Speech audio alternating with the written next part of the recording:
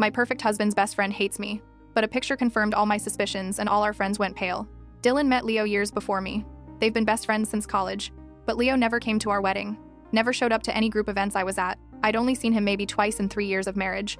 My husband always had an excuse ready. Leo travels a lot for work. He's not great with crowds. You know how introverted he is. Last summer, we went to a barbecue at our friend's place and Leo was actually there. I didn't recognize him at first because honestly, this guy looks like he walked off a runway. Tall, perfect features. The kind of person who turns heads without trying. I figured this was my chance to finally get to know my husband's best friend. I walked over, smiled, tried to make conversation, asked him about his job, how he knew Dylan, the usual stuff. He got visibly nervous, like uncomfortable in his own skin, nervous. After maybe 3 sentences, he excused himself and basically avoided me the entire night. I watched him laugh and joke with everyone else, completely relaxed. But the second I came near, he'd find a reason to leave. I mentioned it to our friend Katie later. She brushed it off. That's just how Leo is. When I brought it up to another friend, same response. Maybe you said something that offended him. Nobody would give me a straight answer about this guy. Any conversation involving Leo became this weird taboo subject everyone danced around that night. I asked Dylan about it directly. Why does your best friend hate me? We barely know each other. He sighed like he'd been dreading this conversation. Leo doesn't like you because you look like his ex-girlfriend. It's stupid. I know. She really hurt him and he's too stubborn to separate you from her. Give him time. It seemed weird, but I accepted it. What else could I do? Months went by. Dylan started having more late nights at work, more last-minute plans with his cousin, more fishing trips and guys' nights that I obviously wasn't invited to. But he'd always come home happy, telling me about his day, being the perfect husband. I had no reason to suspect anything.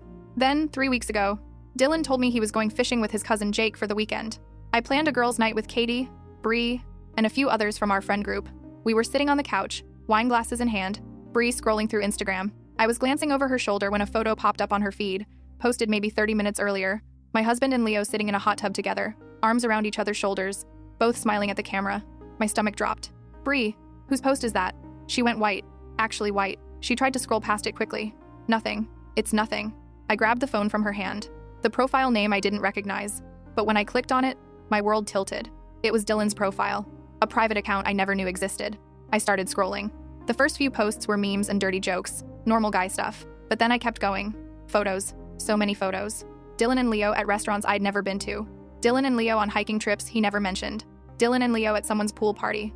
Drinks in hand. Laughing. In almost every photo, they were touching. Hand on shoulder, arms around waist, sitting way too close, doing things that felt way too intimate for just friends. I checked the dates. Every single one matched nights Dylan said he was working late or with Jake or at some work event. Lies. All of them. The room went dead silent. I looked up and every single girl was staring at me with the same horrified expression. They knew. They all knew. How long? My voice came out shaky.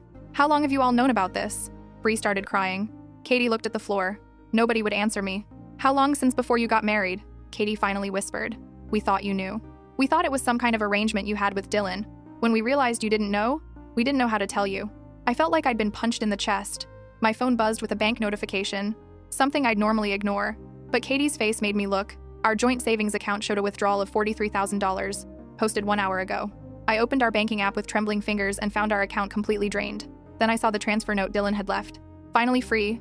Sorry it had to be this way. I stared at my phone screen until the numbers stopped making sense. $43,000. Gone. Just gone. Katie reached for my hand, but I pulled away. When did you know? My voice came out flat. Before the wedding, Katie whispered. We saw them together at a bar downtown. Dylan had his hand on Leo's thigh. We confronted him the next day and he swore it was nothing. Said Leo was going through a breakup and needed support. We wanted to believe him. You wanted to believe him? I stood up, my legs shaking. Or you just didn't want to deal with telling me the truth? Bree was full on sobbing now. We tried to hint at it. Remember when I suggested you and Dylan do couples counseling? Or when Katie asked if you guys were really happy? We thought you'd figure it out. I grabbed my purse. I need to go. Where? Katie asked. To our house. My house. I don't even know anymore. I drove home doing 15 over the speed limit, hands gripping the wheel so tight my knuckles went white. The house was dark when I pulled up. Dylan's car was gone from the driveway. I used my key, stepped inside, and immediately knew something was wrong. The living room looked different, emptier. His gaming console was gone, the stack of engineering textbooks he kept on the coffee table, his favorite leather jacket that usually hung by the door. I walked upstairs to our bedroom. Half the closet was empty. His side of the dresser, cleared out. The photo of us from our honeymoon that sat on his nightstand, gone. He'd packed like he'd been planning this for weeks. Methodical, organized. While I'd been at work, making dinner, sleeping next to him, he'd been preparing his exit. I sat on the edge of our bed and opened the banking app again. 43,000. That was everything we'd saved. The emergency fund, the down payment we were saving for a bigger house, 3 years of careful budgeting and weekend overtime shifts I'd picked up. I checked our credit cards next. My stomach dropped further. 2 tickets to Portugal. Purchased this morning. Leaving tomorrow at 6:45 p.m. Round trip. Return date 3 weeks out. I knew without checking that the second ticket had Leo's name on it. My phone rang. Dylan. I stared at his name on the screen, letting it ring 4 times before I answered. Where are you? I kept my voice steady. He paused. I'm at the airport. Leo and I, we're catching an early flight. Early? Your flight's not until tomorrow evening. There was noise in the background. Voices. An intercom announcement. We moved it up. Look, I know you probably saw the bank account. I can explain. Explain? I laughed, and it came out sharp. You cleaned out our savings and left me a note. What's there to explain? In the background, I heard Leo's voice. Is that her? Tell her we'll pay her back. Pay me back? I stood up.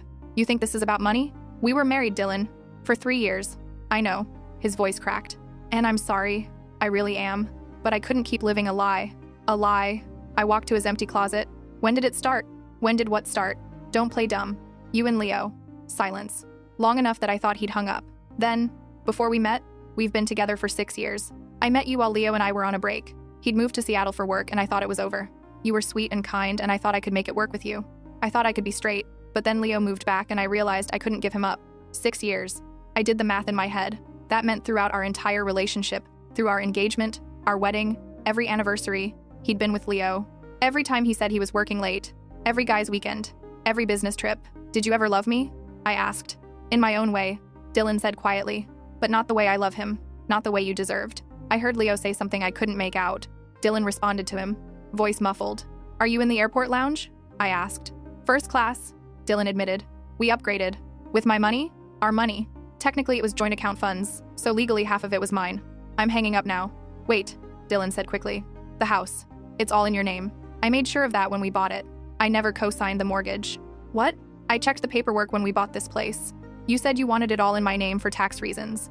So you could walk away clean? So you wouldn't be tied to something you never wanted in the first place. Silence. I heard boarding announcements in the background. Look, I'll email you when we land. We can figure out the divorce paperwork. Whatever you need. I don't need anything from you. I hung up, stood there in the empty bedroom. Our bedroom. My bedroom now. That's when I noticed the envelope on the dresser. My name written in Dylan's handwriting. Inside was a single piece of paper. A filled-out quitclaim deed. He'd already signed his portion of the house over to me. Dated 2 weeks ago. 2 weeks. He'd been planning this exit for at least 2 weeks. Maybe longer. I sat down hard on the bed and that's when I finally cried. Not because I loved him, but because I'd wasted 3 years on someone who'd never really been mine. My phone started buzzing. Text after text. Katie, Bree, and others from the friend group. I ignored them all. Opened my laptop instead. I needed to see this secret Instagram account for myself. It took me 5 minutes to find it. Dylan had used his middle name and a random string of numbers. The account was public. I scrolled through post after post. Dylan and Leo at a beach house. Dylan and Leo at concerts. Dylan and Leo holding hands at what looked like Pride. The dates went back 5 years. 5 full years of documentation. And there I was, completely absent. Like I'd never existed. I screenshot everything. Every photo. Every caption. Every tagged location. Then I found the comments, other people tagging them as couple goals. Friends of theirs I'd never met saying things like, cutest couple and, so happy you two found each other again. Again. I looked closer at the older posts. Found one from 6.5 years ago. Leo and Dylan kissing at what looked like a graduation party. The caption read, finally official. That was 2 months before I met Dylan at that coffee shop. The coffee shop where he'd spilled his drink on me and insisted on buying me a replacement. Where he'd asked for my number with that shy smile. Where he'd seemed so genuinely interested in getting to know me. It had all been a lie. Every bit of it. I kept scrolling. Found a post from our wedding day. Not a photo from the actual wedding. Leo hadn't attended. But a photo Leo had posted that same night. Him and Dylan in what looked like a hotel room. Dylan still in his wedding suit. The caption made me nauseous. Counting down the hours until this is over. Leo had tagged the location. A hotel 6 blocks from our wedding venue. I grabbed my phone and called Katie. She answered on the first ring. Where was Dylan during our wedding reception? What? Where was he? There was an hour gap between the ceremony and reception where I couldn't find him. I remember because I was looking for him to do photos. Katie was quiet. He said he was taking a phone call from work. It was your wedding day. I let it go. He wasn't taking a work call. I sent her the screenshot. He was with Leo. Oh God. Katie's voice broke. I'm so sorry. I should have said something. I should have told you before you married him. But you didn't. None of you did. I hung up, opened my email, started composing a message to my lawyer. We'd used her for the house purchase. Now I'd need her for something else entirely. I documented everything. Every screenshot, Every empty spot in the closet, every credit card charge, the Portugal tickets, the secret Instagram, the transfer note. I attached it all and hit send at 2:47 a.m. Then I got into my car. I needed to see someone. It was 3:15 in the morning when I knocked on Dylan's mom's door. She answered in her robe, hair messy from sleep, face confused. "Sweetheart, what's wrong? Did you know?" I asked. Her face changed. "That told me everything. How long have you known?" She stepped aside to let me in. "I found out 2 years ago. I came over to surprise Dylan with dinner and found Leo's car in the driveway. I walked in and they were on the couch together." She sat down heavily. "Dylan begged me not to tell you. Said he was going to end things with Leo. That he wanted to make the marriage work. But he didn't end things. No." She looked at her hands. "He didn't. I kept thinking he'd tell you himself. That he'd do the right thing. Every holiday dinner. Every birthday. Every time you smiled at him and called him your husband. You knew and you said nothing. I'm sorry. I'm so sorry." I left without another word. Got back in my car. Drove to the one person who might actually tell me the truth. Dylan's cousin Jake lived in an apartment complex on the east side. I'd been there once for a Super Bowl party.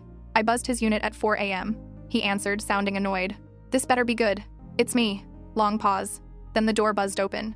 Jake was waiting in his doorway when I got upstairs. He looked guilty. "You already know. I'm guessing Dylan's gone." "Portugal," I said. "With Leo." Jake nodded. "Come in." His apartment was small but neat. Video game posters on the walls. Empty beer bottles on the coffee table. I sat on his couch. "How many fishing trips?" "All of them," Jake admitted. "Dylan never went fishing with me. He'd tell you he was with me and go stay at Leo's place. Leo's got a penthouse downtown. 20th floor. Nice view. How long have you been covering for him?" "Since before you got married." Jake rubbed his face. "Look, I told him he was being a selfish asshole. Told him he needed to either commit to you or let you go. But he wanted both. He wanted the normal life and the secret life. You helped him. I gave him an alibi when he needed one." Jake looked ashamed. "I thought you knew. Thought you had some kind of arrangement. Everyone thought I knew. Everyone was fine watching me live a lie as long as they didn't have to be uncomfortable. That about sums it up, yeah." I left Jake's place as the sun was coming up. Went home. Sat in my car in the driveway. My phone had 42 unread messages. I deleted them all without reading. Went inside. Walked upstairs. Got in the shower and stood under the water until it ran cold. When I got out, I had an email from my lawyer. She'd reviewed everything I sent. We had a consultation scheduled for Monday morning at 9. That gave me 2 days to figure out what the hell I was going to do. I called my boss and told her I had a family emergency. Took the week off. Then I started going through every inch of the house, looking for anything else Dylan might have hidden. I found it in the back of his closet. A second phone. One of those cheap prepaid ones. It wasn't locked. I turned it on and waited for it to boot up. The messages loaded. Years of them. Dylan and Leo talking about me like I was an obstacle. A problem to manage. "She's asking about us again." Dylan had written last month. "Just tell her I'm shy." Leo had responded. "She'll believe anything." There were messages about our anniversary dinner. Dylan complaining that he'd rather be with Leo. Messages about our vacation last year. Dylan had apparently snuck away twice to video call Leo while I was at the beach. Messages from our wedding night. "Can't wait for this to be over so I can see you." Dylan had written at 11 p.m. "Watching a movie in the hotel room. Pretending you're here." Leo had sent back a photo. Him in a hotel bed. Shirtless. The messages went back 5 years. Detailed planning of their double life. Laughing about close calls. Mocking our friends who bought the act. Making fun of me for not figuring it out sooner. I took photos of every single message. Backed them up to 3 different cloud services. Then I threw the phone against the wall as hard as I could. It shattered. Felt good. I spent Saturday in a haze. Ordered delivery. Didn't answer the door when Katie showed up. Watched her leave a note taped to the door. Didn't read it. Sunday morning I woke up to an email. Dylan's sister Jade. Subject line. "I'm sorry." I opened it. "I tried to warn you before the wedding. I told Dylan I'd tell you everything if he went through with it. He said if I did, he'd tell mom and dad about my abortion when I was 17. They're religious. It would have destroyed them. I chose my parents over you and I've hated myself for it ever since. I'm sorry." I stared at that email for 20 minutes. Everyone had known. His mom, his sister, his cousin, our entire friend group. The only person who hadn't known was me. I called Jade. She answered on the second ring, voice shaky. "I got your email. I'm so sorry. The abortion thing, I shouldn't have let him use that against me." "How long before the wedding did you know?" 3 weeks. I saw him and Leo together at a restaurant. They were holding hands across the table. I confronted Dylan that night and he admitted everything. Said he loved you both, that he couldn't choose. But he was never going to choose me. Was he? No. Jade's voice broke. He wasn't. Leo's family has money, connections, everything Dylan's always wanted. You were the safe choice. The one he could bring home to mom and dad. But Leo's who he actually wanted. I hung up and immediately opened my laptop. Started Googling. Leo's last name plus penthouse plus downtown. Found it in 10 minutes. Property records are public. Leo Ashworth owned Unit 2004 at the Meridian Tower. Purchased 4 years ago for $1.2 million. Registered to Ashworth Capital Management. I Googled that next. Leo's family business. Investment firm. Worth somewhere in the 8-figure range, according to recent articles. Dylan had traded up, or tried to. I opened my banking app, checked our credit cards again, found 6 new charges I'd missed before. Nordstrom, men's department, $2,000, Louis Vuitton, $3,800, Rolex boutique, $9,200. Dylan had gone on a shopping spree 2 days before leaving, getting himself ready for his new life. With my money, our money. I screenshot every charge, added it to my evidence folder. Monday morning at 9 sharp, I was sitting in my lawyer's office. Monica was in her 50s, sharp as hell, wore expensive suits. She'd handled our house purchase and made the whole process painless. Now she sat across from me, reviewing everything I'd brought. This is extensive documentation. She looked up. How are you holding up? I'm furious. Good. Anger is useful right now. She pulled out a legal pad. Let's talk strategy. The money he took from the joint account. Can I get it back? Legally, it was a joint account. He had every right to withdraw his half. But $43,000? That's more than half. I need to see your bank statements. Proof of who contributed what. If you can show you deposited significantly more than he did, we can make an argument for reimbursement. I pulled up my banking app, showed her the deposit history. The account had $86,000 before he drained it. I'd deposited $63,000 over 3 years. Dylan had put in 23. So, he took my money. Essentially, yes. Monica made notes. What about the credit cards? Those charges he made before leaving? Are they joint cards? 2 are joint. 4 are in my name only. The ones in your name only? That's fraud. Especially if he made purchases knowing he was leaving. We can press charges. Do it. What about the house? You're safe there. She pulled out a property record. Title is entirely in your name. Dylan never co-signed the mortgage. He can't claim any ownership. He signed a quitclaim deed. I showed her the envelope, dated 2 weeks ago. Monica examined it. This actually helps you. Shows premeditation. He was planning to leave and wanted to distance himself from any shared assets. Can I divorce him for fraud? You can file for divorce citing fraud, emotional cruelty, any number of things. Oregon is a no-fault state, so technically you don't need a reason. But documented infidelity and financial deception will help if he tries to claim spousal support. He wouldn't. Monica raised an eyebrow. People surprise you when money's involved. What about the car loan? What car loan? My stomach dropped. Monica pulled out a credit report. There's a car loan in your name opened 3 weeks ago. $29,000 from Pacific Northwest Auto Credit. I never bought a car. That's what I thought. She showed me the paperwork. Application has your signature. I looked closer. That's not my signature. It's close, but the A is wrong. I don't loop it like that. Then someone forged it. Monica circled the signature. We'll need a handwriting expert. Do you know what vehicle this is for? No. She made a call. Spent 5 minutes on hold. Came back with information. 2023 BMW registered to an address in the Pearl District. That's where Leo lives. They bought a car in my name and gave it to Leo? Looks that way. Monica's expression was grim. This is felony fraud. We're filing a police report today. I spent 2 hours at the police station filling out forms. Filed reports for identity theft, fraud, unauthorized use of credit. The detective assigned to my case looked bored until I showed him the evidence. Then he perked up. This is pretty clear-cut. He took notes. We'll investigate. Might take a few weeks. Do you know where the vehicle is currently located? Leo's building. The Meridian Tower. We'll send officers to verify. Don't confront anyone yourself. Let us handle it. I left the station feeling simultaneously vindicated and exhausted. Got home to find Katie and Bree sitting on my porch. I tried to walk past them. Please, Katie stood up. We need to talk. There's nothing to say. You both knew. We should have told you, Bree said. We were cowards. You were complicit. I unlocked my door. You watched me marry someone who was actively lying to me. You came to my wedding and smiled and toasted to our happiness while knowing it was all fake. Katie was crying now. We thought you'd figure it out. We thought you knew, and we're okay with it. What about me ever suggested I'd be okay with my husband having a boyfriend? Nothing, Bree admitted. We just didn't want to be the ones to tell you. Didn't want to be responsible for blowing up your life. So you let me blow it up myself 3 years later.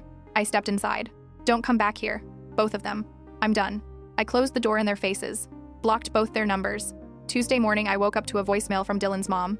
She was crying, begging me to reconsider the police report, saying Dylan made a mistake, but he didn't deserve to have his life ruined. I deleted it. Got another call an hour later. Dylan's dad. He was angry. Said I was being vindictive and petty. That couples have problems, but you work through them. You don't try to send your spouse to jail. I hung up on him. Then I got a call from a number I didn't recognize. Answered it out of curiosity. This is Leo. My hand tightened on the phone. I'm hanging up. Wait. Please. Just listen for 1 second. Why would I do that? Because Dylan's having a breakdown, and I think you might actually care. I laughed. A breakdown? Poor baby. Did Portugal not live up to the fantasy? He found out about the police report, about the fraud charges. His parents called him screaming. He's been throwing up for 2 hours. Good. Leo was quiet for a second. Look, I know you hate me. I don't hate you. I don't think about you at all. That's not true. You checked my Instagram. You've been documenting everything. You think about this plenty. What do you want, Leo? I want you to drop the charges. Against Dylan. The credit cards, the car loan, all of it. And why would I do that? Because it was my idea. The car loan. I told Dylan we needed a second vehicle and suggested using your name. He didn't want to, but I pushed. If anyone should face charges, it's me. I felt nothing hearing him say this. File a confession with the police then. I'm not dropping anything. My family has lawyers. Good ones. They can make this whole thing go away before it even starts. Then why are you calling me? Because I thought maybe you'd have some humanity left. Some understanding that Dylan never meant to hurt you. He lived a lie for 3 years. Used my money. Stole my identity. But sure, he never meant to hurt me. He loved you in his own way. Just not enough to be honest. Not enough to let me make my own choices. Leo sighed. What do you want? For this to never have happened. Since that's impossible. I want every penny he stole. I want compensation for the fraud. And I want him to face consequences for once in his life. My family will write you a check right now. $200,000. Drop everything. I'll think about it. I hung up. Immediately called Monica. Leo Ashworth just offered me $200,000 to drop charges against Dylan. She was quiet for a beat. Don't take it. Why not? That's more than Dylan stole. Because the moment you accept money, they'll use it against you. Say you were extorting them. That this was all a cash grab. Plus, you sign their settlement. You sign an NDA. You can never talk about this again. I want to talk about it. I want everyone to know what Dylan did. Then we proceed with the lawsuit. I'm filing today.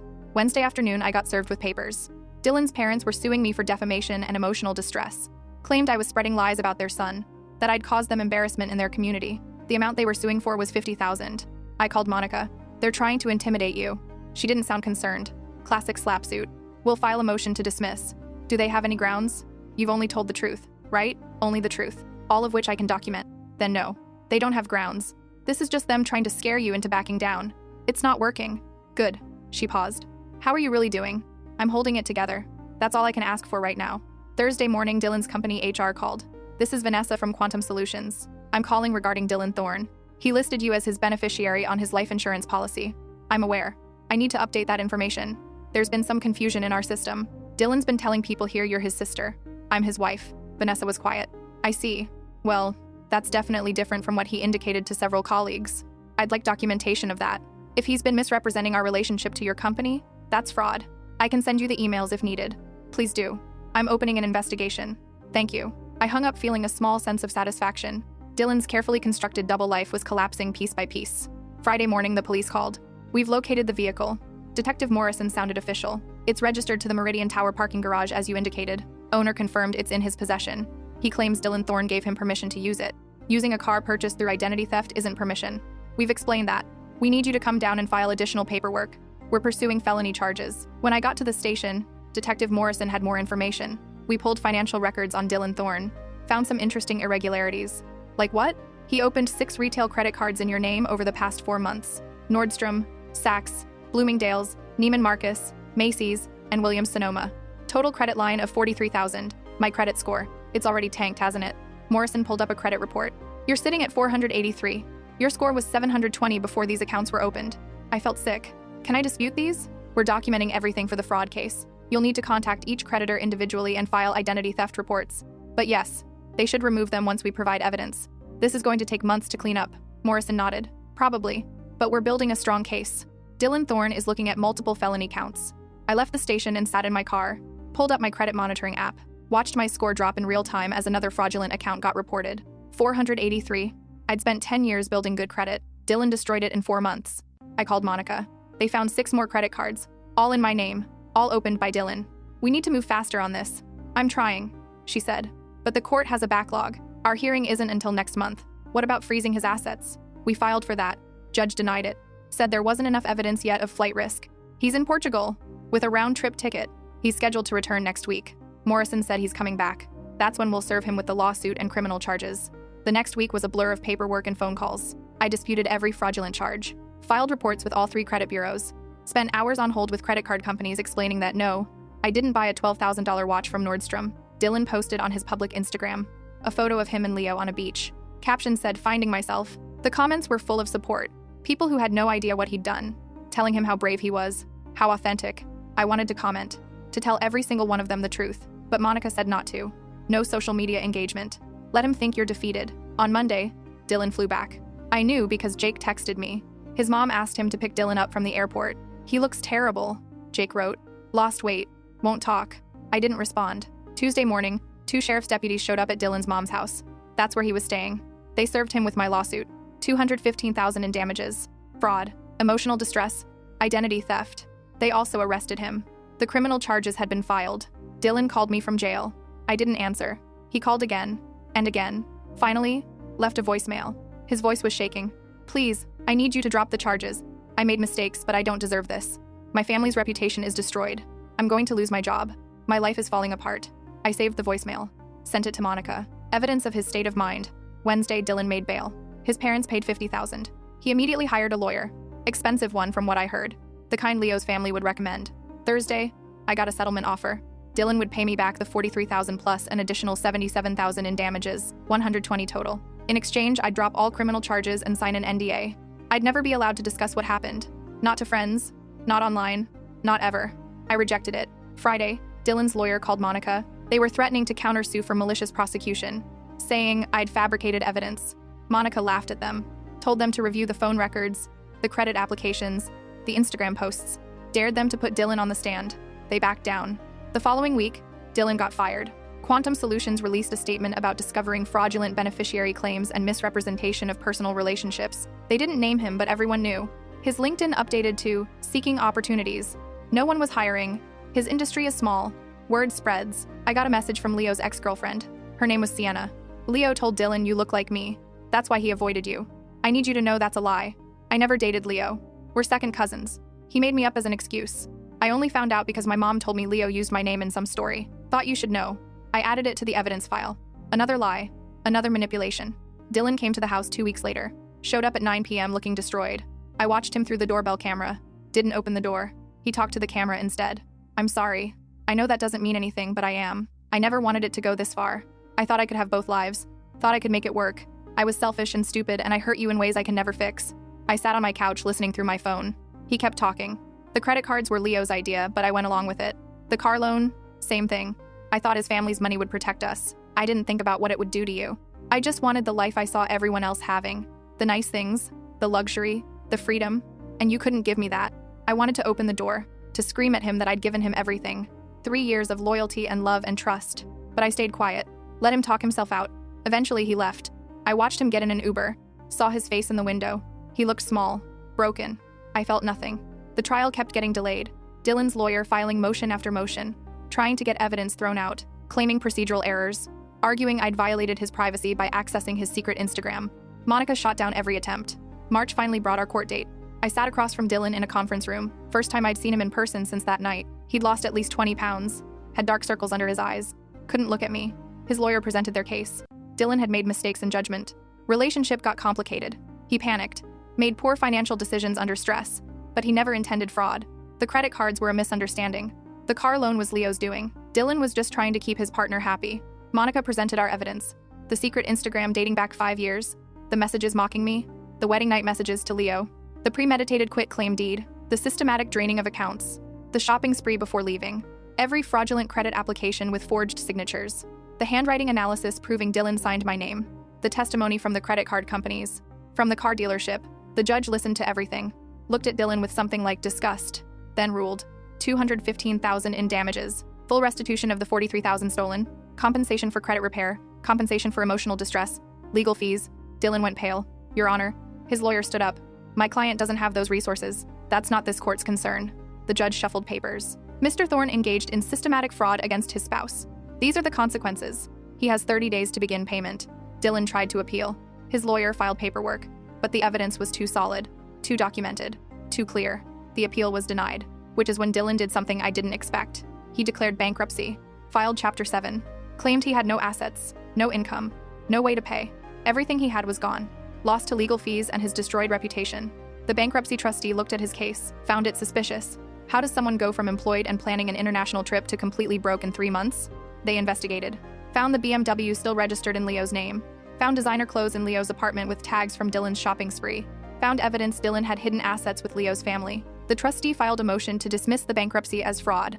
Dylan lost, was ordered to pay, had no money. That's when Leo's family stepped in, quietly paid my judgment, all $215,000, plus my legal fees, another $68,000. In exchange, I signed a targeted NDA.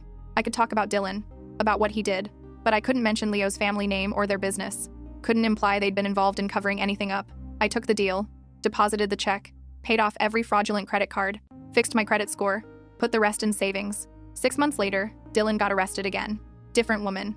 Same scam. He'd married her after knowing her for 3 months. Started draining her accounts immediately. Took out credit cards in her name. She was smarter than me, though. Caught on in 6 weeks. Filed charges immediately. This time, there was no rich family to bail him out. No lawyer to fight it. Dylan went to prison. 18 months for fraud. I got the notification the same day my divorce was finalized. 3 years of marriage. Ended in a courtroom with a judge's signature. I didn't celebrate. Didn't cry. Just went home, made dinner, and started planning what came next. I sold the house 2 months later. Couldn't stay in a place with so many lies embedded in the walls. Moved to Seattle. Fresh start. New city. Got a better job. Made new friends. Actual friends who didn't keep secrets. I ran into Katie once. At a coffee shop. She tried to apologize again. I told her I'd forgiven her, but that didn't mean I wanted her in my life. Some bridges burn for a reason. Bree sent me a message on my birthday. Long apology. Explaining how guilty she felt. How she'd been in therapy working through why she'd stayed silent. I never responded. My credit score is back to 740 now. Took a year of consistent payments and monitoring. But I rebuilt it. Just like I rebuilt everything else. Dylan got out of prison last month. I only know because his sister Jade texted me. She thought I should know he was trying to contact me through mutual friends, claiming he wanted to apologize in person. I blocked every avenue he could use. Changed my number.